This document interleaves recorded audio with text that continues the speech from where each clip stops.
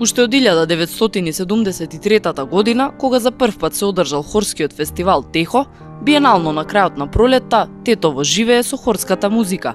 Желбата за развивање и афирмација на македонското хорско пеење ја заокружија идејата манифестацијата да прерасне во меѓународна.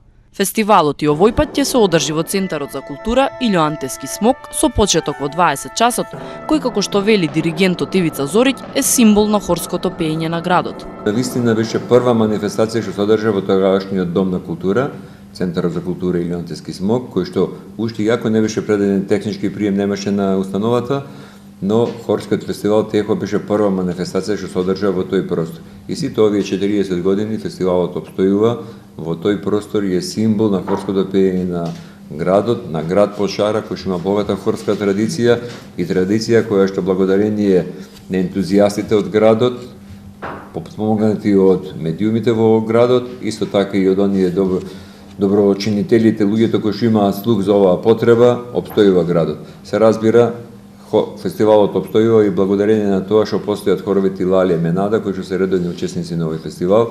Се разбира и други хорови учествуваат од Република Македонија, а од 1997 година фестивалот има и меѓународен карактер.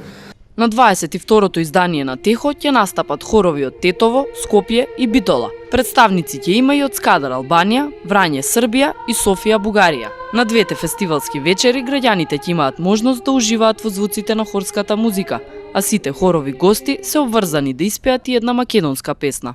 Во изминативе години имавме можност да ни гостуваат и хорови од Турција, Бугарија, Србија, Словенија, Албанија, така да и Косово, така да на некој начин му даваме еден тон како Балкански хорски фестивал доаѓа со учесници на хорови од овие земји. Некој пат имаше гостување по 2 до 3 хора од една земја, но за оваа година фестивалот ќе има само по еден представник од Србија, Бугарија, Албанија и една солистка има од Косово. И оваа година ќе има околу 600 учесници на фестивалот.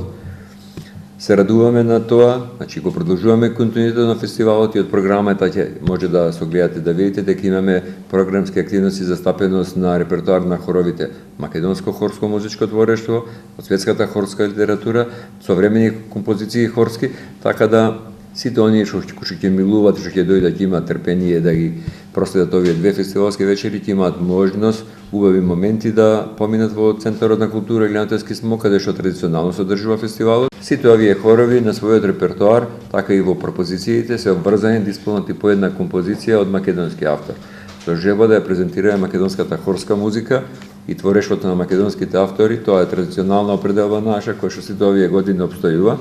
Со одржувањето на Техо се продолжува традицијата на градот домаќин, кој веќе 40 години пулсира во ритамот на хорската музика. Фестивалот ќе го отвори градоначалникот на општина Тетово Теута Арифи. Од оваа година во рамките на фестивалот се одржува и меѓународниот фестивал на православна духовна музика.